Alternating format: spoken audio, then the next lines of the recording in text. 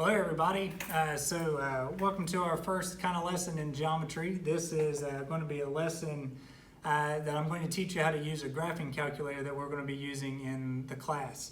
Now, the class itself, so for the most part we won't be using geometry a lot, but there's going to be some applications that we're going to use it throughout the year. First off, before we get into it, I want to show you how you can access GeoGebra.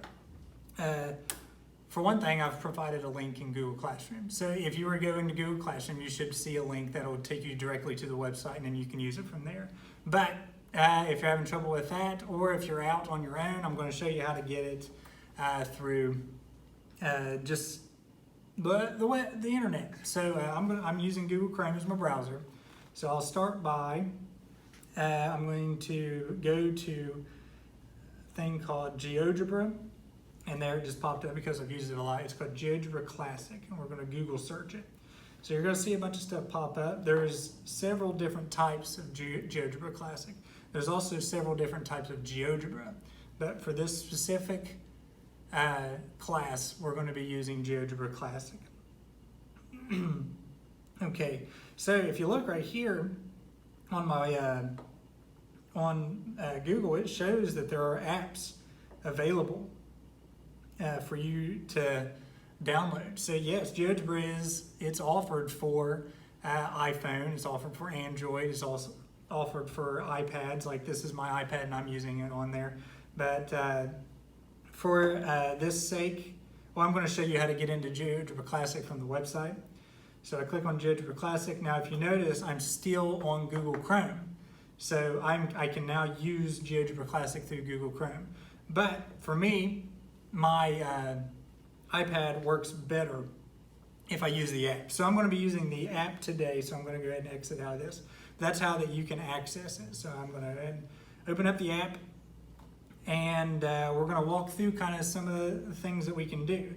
Now, some of you might be thinking, why on earth would I need a graphing calculator in geometry whenever we're just talking about shapes and things like that? Well, I'm going to show you. And I'm going to show you I'm going to kind of give you some tools that we'll be using in the classroom. All right. So we're going to start out by, I'm going to talk to you about the different kind of things that you can do within GeoGebra. So I'm going to start out by showing you how to plot points. So there is a tool right here, and it's a dot with a little A with it, and you click on it, and it has different things that you can type or place or point.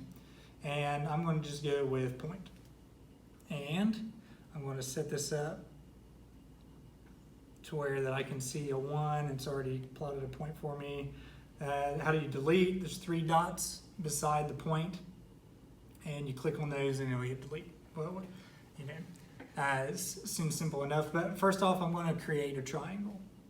Now, I would hope that all of you know what a triangle is, but I don't expect you to know what a triangle is.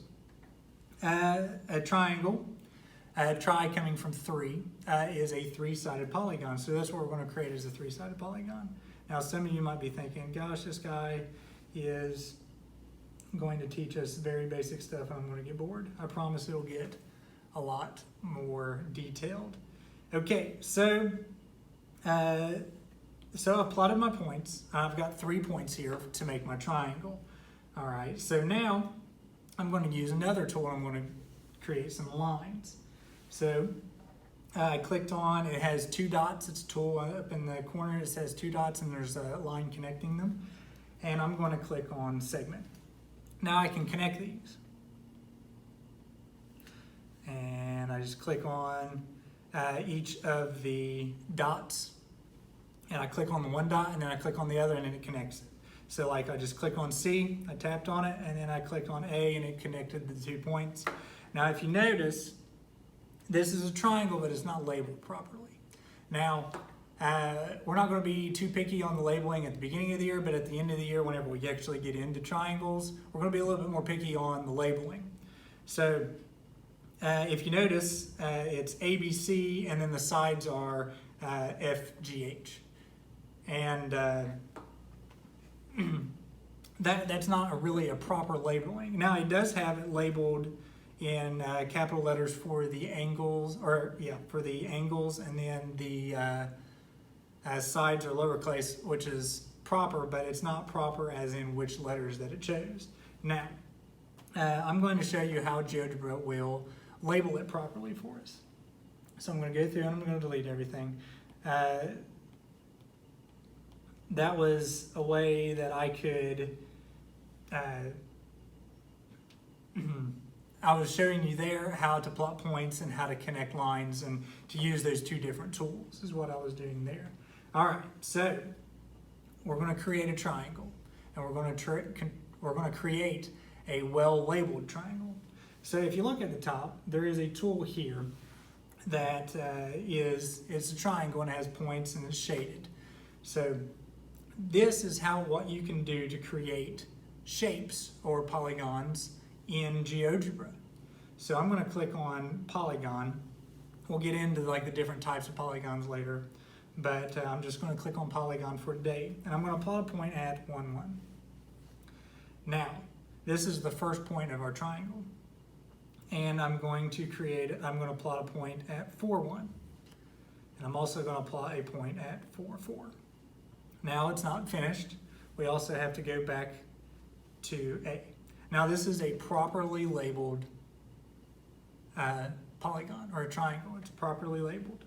Now that might not seem like that big a deal to you right now, but hopefully it will help you later on in the class. Now I'm going to kind of go through a little lesson on different transformations, or a specific transformation. We're going to go through all of them on what I can do to this shape, and this shape will maintain congruency.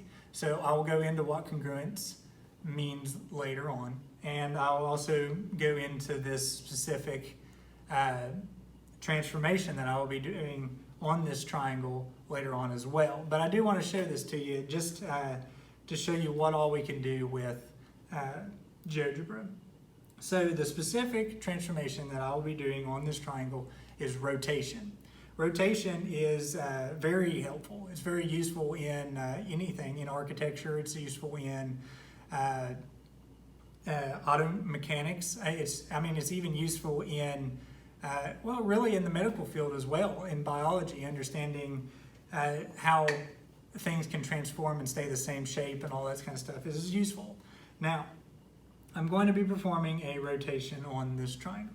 I'm going to kind of zoom out a little bit, and I'm going to delete that point, or polygon, I guess is what it's calling it. Now, what I'm going to do is I'm going to create a slider first. So if you go to the top, there's a tool that says A equals 2, and then there's a little line with a dot on it. Now, this is a very useful tool to create models, which is what I'm hoping that we get into this year, is by creating models. And there's going to be buttons that you can push to perform different animations. There's going to be check boxes that you can click on. If we were going to show a label of something, or like if we wanted to match something in real life, we could use an image and put it into GeoGebra. But for right now, we're going to use a slider.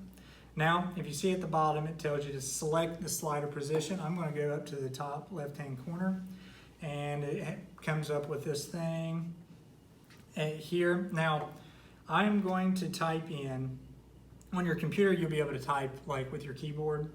I'm going to type as my minimum as 0, and my maximum I'm going to do as, we'll say 360, and we're going to go in an increment of 1. And okay. Now, some of you might be thinking 360 sounds familiar. Those of you who have had geometry, 360 does, and it should sound familiar. Now, what's going to be great is I'm going to now create another point at the origin, which is 0, 0. If you didn't get it on 0, 0, let's say that whenever I clicked on it, I accidentally, let's say that I accidentally did,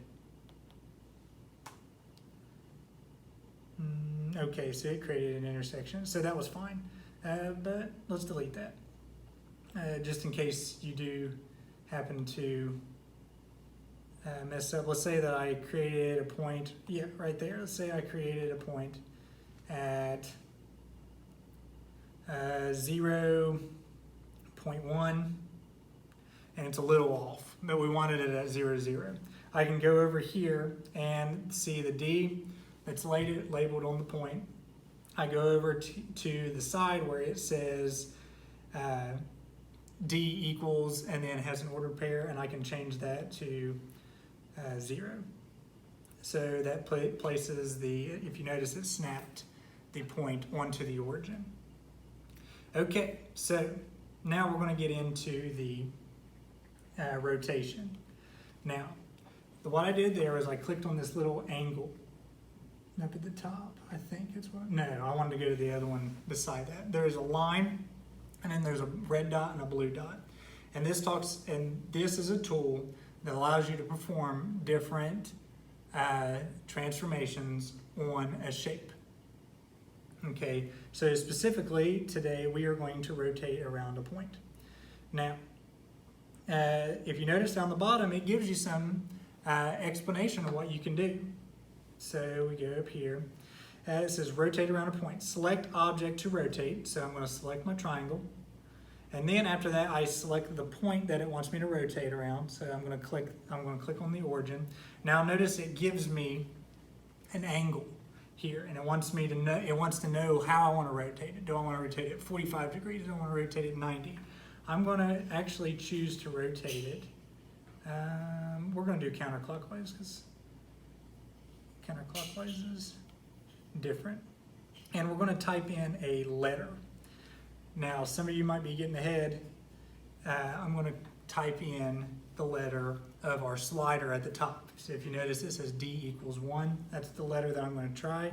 That's what I'm going to type in. I'm going to type in D, and then I'm going to hit OK. Now, if you notice, it's a little off. It's a little staggered.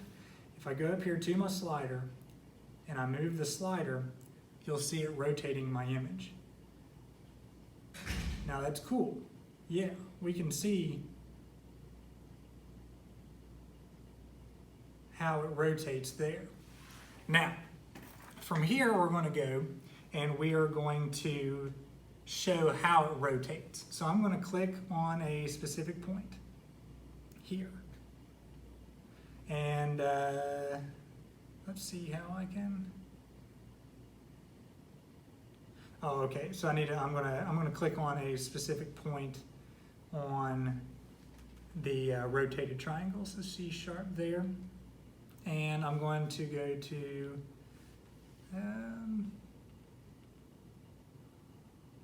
so it gives me a rotated point. Okay, so over here where it highlighted everything, now I'm going to go to settings. It's going to ask me what I want to do with it, and I'm going to go to advanced. Let me look for it. Style, point size, color, basic. Oh, okay, and then it says show trace. So I'm going to click that check right there where it says show trace. I'm going to go back in. Now from here on a slider, if you look over on the left side, it shows our slider. So I can actually go in and slide it from there. But I'm actually going to hit the play button that's beside it.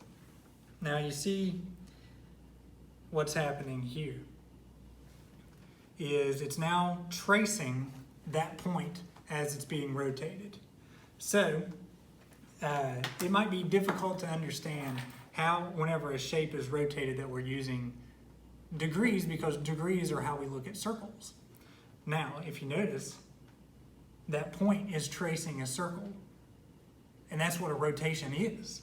A rotation is a circle that's being traced in every single point that is on this specific triangle. Now let's go, I'm going to go ahead and pause it here. I'm going to go to point A here, go to settings.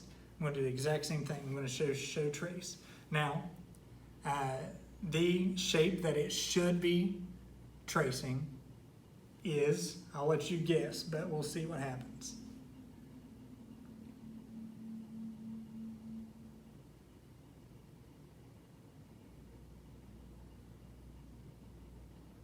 So if you notice, it's tracing a circle. Every point in the triangle will be tracing a circle. Now we'll get into rotation and what it is and what it means later on. But this was just a kind of to help you get acquainted and understanding of GeoGebra. So thank you for your time. I'll see you in the next video.